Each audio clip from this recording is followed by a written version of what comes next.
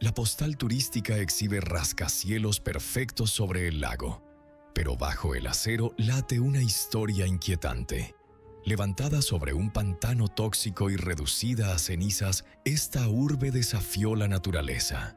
Hoy descubriremos cómo una ciudad condenada inventó la modernidad.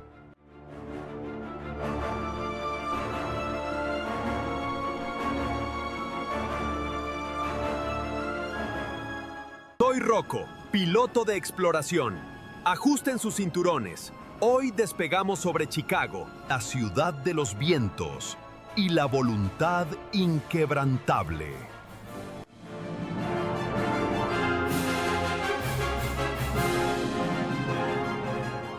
La respuesta a estos vientos forzó una hazaña estructural sin precedentes. En 1973, la corporación Sears Roebuck & Company exigió dominar la economía desde las nubes. Sin embargo, levantar un coloso enfrentaba un obstáculo letal. Las ráfagas destrozarían cualquier torre convencional. Obsesionado con el triunfo, el ingeniero Falur Rahman Khan inventó el diseño tubular. Creó un exoesqueleto rígido donde los muros soportan toda la carga. Tal como una caja de cartón hueca resiste más presión que una hoja plana. Esta invención permitió alcanzar 442 metros. Aquel triunfo corporativo impuso un récord mundial irrompible durante 25 años.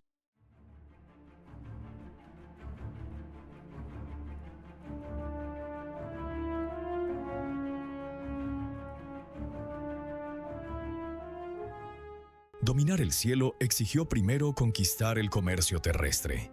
En 1930, el magnate Marshall Field levantó un coloso logístico que aniquiló a sus competidores. La estructura devoró bloques enteros frente al río para consolidar un monopolio absoluto. Su tamaño resultó tan desproporcionado que requirió su propio código postal. Funciona como un centro comercial tan inmenso que opera administrativamente igual a un país independiente. Detrás de esta fachada operó un poder político real, capaz de dictar precios mayoristas en toda la nación. Este almacén terminó convertido en la máquina de riqueza más hermética de su época.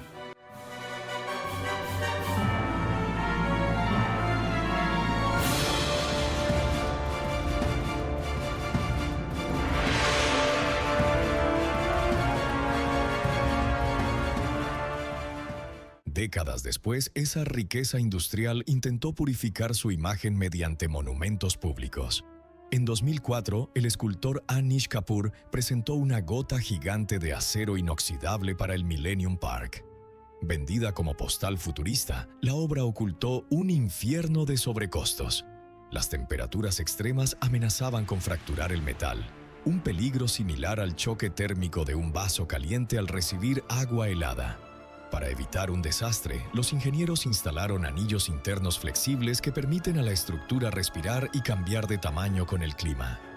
Esta hazaña demuestra cómo una pieza decorativa exigió una resistencia propia de ingeniería militar.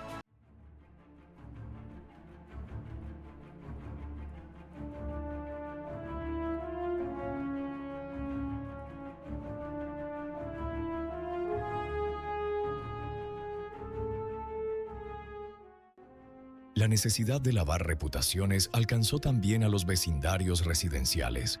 Durante 1914, el deporte local enfrentaba una crisis por escándalos de apuestas clandestinas. El empresario William Wrigley Jr. compró este recinto deportivo para ejecutar un experimento social. Quería purificar la imagen del béisbol y atraer a familias de clase media. Para lograrlo, plantó enredaderas en los muros de ladrillo, tal como alguien decora una fortaleza con flores para ocultar su agresividad. El plan funcionó y transformó un diamante de tierra en un santuario cívico. Su visión logró que el recinto sobreviva a las demoliciones modernas.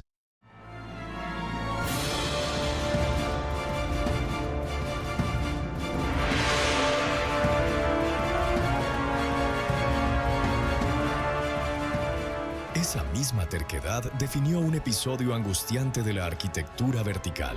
En 1965, el arquitecto Bruce Graham diseñó este gigante negro anticipando un triunfo. Poco después, las perforaciones revelaron un desastre. Los cimientos se hundían irremediablemente en el barro blando. La estructura colapsaría si continuaban. Sometidos a presión aterradora, rediseñaron el esqueleto en tiempo récord. Las icónicas cruces exteriores actúan como enormes tirantes de emergencia para repartir el peso. Funcionan exactamente igual que las abrazaderas de yeso en una pierna fracturada. Esta crisis secreta obligó a reinventar por completo la estabilidad mundial de los rascacielos.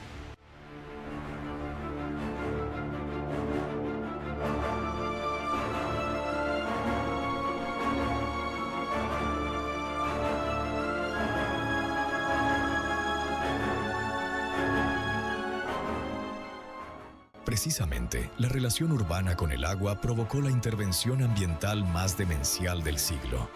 Hacia 1900, la contaminación de mataderos fluía directo al lago, envenenó el suministro y provocó brotes mortales de cólera. La ciudad enfrentaba su exterminio. El ingeniero Ellis S. Chesbrough propuso algo inaudito: revertir la corriente del caudal natural.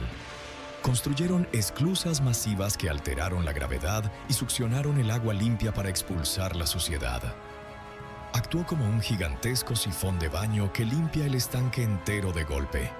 La obra garantizó la supervivencia biológica, pero desvió toda la contaminación hacia el sur.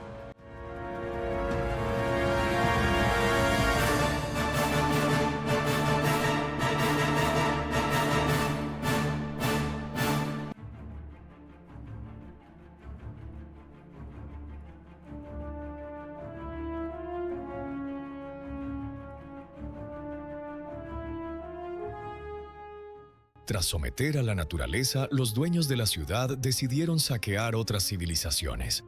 En 1922, el magnate Robert R. McCormick lanzó un concurso internacional para erigir la sede de su periódico. La torre gótica se concibió para exhibir un poder absoluto. Sus corresponsales globales recibieron la orden de arrancar fragmentos de estructuras históricas extranjeras para incrustarlos en la fachada. Piedras del Taj Mahal y la Gran Muralla terminaron adheridas a sus muros, del mismo modo que un cazador cuelga trofeos en su sala. Esta arrogancia convirtió al edificio en un botín arquitectónico que demostró el imperio de la prensa.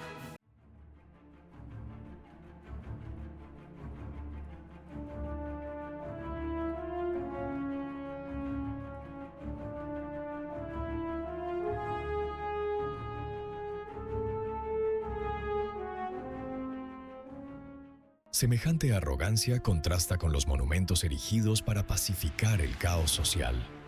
En 1927, la heredera Kate Buckingham donó esta inmensa fuente palaciega como homenaje fúnebre a su hermano.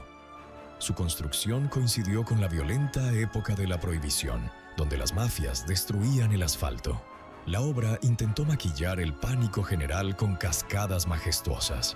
Funcionó como una pantalla de cine brillante que distrae al público mientras la sala arde en llamas. Hoy, su mecanismo lanza toneladas de agua al cielo. Su permanencia demuestra que la belleza planificada triunfa silenciosamente sobre el caos y regala un oasis.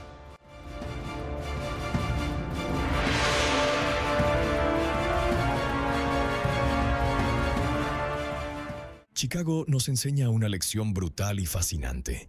No se convirtió en una metrópoli global porque la geografía se lo permitiera, sino porque una generación entera de soñadores y constructores se negó a aceptar la derrota.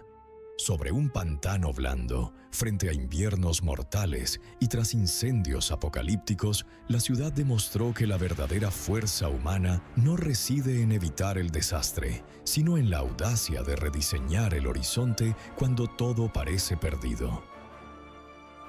Si este sobrevuelo por la ingeniería invisible te ha sorprendido, suscríbete y dale like para seguir explorando las historias que los mapas ocultan. ¿Cuál es la próxima ciudad? ¿Qué deberíamos revelar desde el aire? Los leo en los comentarios. Despegamos pronto.